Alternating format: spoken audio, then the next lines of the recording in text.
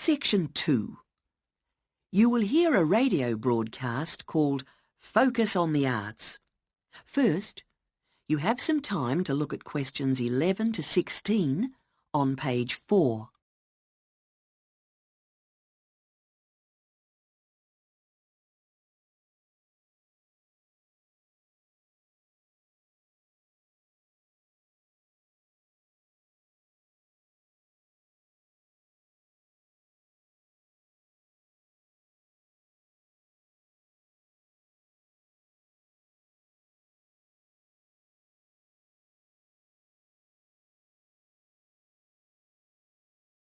Now listen carefully and answer questions 11 to 16.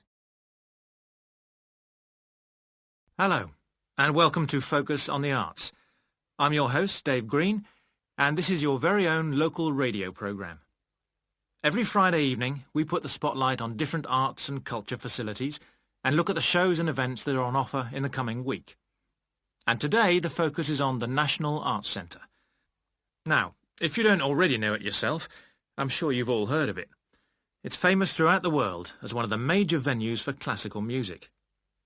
But did you know that it's actually much more than just a place to hear concerts? The centre itself is a huge complex that caters for a great range of arts. Under a single roof it houses concert rooms, theatres, cinemas, art galleries and a wonderful public library, as well as service facilities including 3 restaurants and a bookshop. So, at any one time, the choice of entertainment there is simply enormous. So, how did they manage to build such a big arts complex right in the heart of the city? Well, the area was completely destroyed by bombs during the war in 1940. So the opportunity was taken to create a cultural centre that would be what they called the city's gift to the nation. Of course, it took a while for such a big project to get started, but it was planned in the 60s, built in the 70s, and eventually opened to the public in 1983. Ever since then, it has proved to be a great success. It's not privately owned, like many arts centres, but is still in public hands. It's run by the City Council.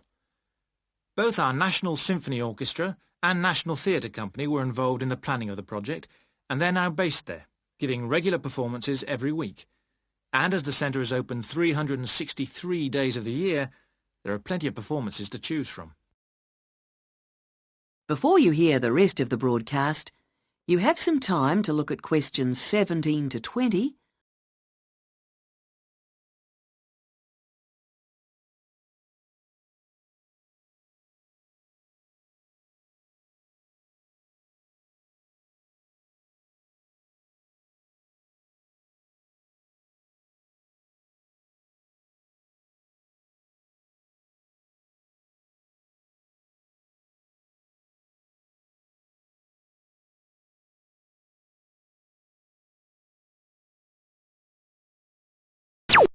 Now listen and answer questions 17 to 20.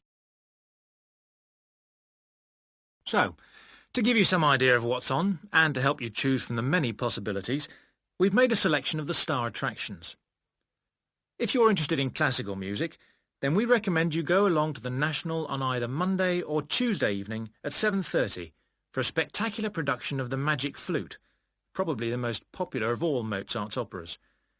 It's in the Garden Hall, and tickets start at only £8, but you'll have to be early if you want to get them that cheap.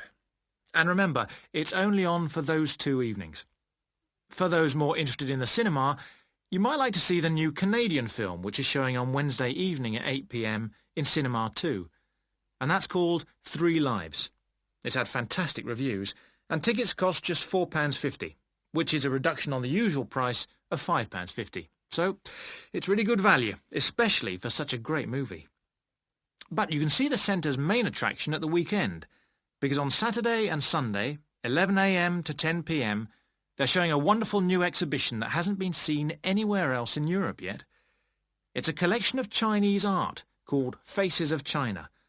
That's in Gallery 1, and it has some really fascinating paintings and sculptures by leading artists from all over China. And the good news is that it's completely free, so don't miss it.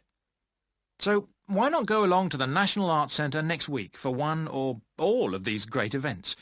and you can always pick up a programme and check out all the other performances and exhibitions on offer, or coming soon, on almost every day of the year.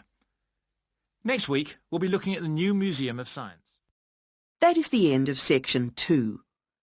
You now have half a minute to check your answers.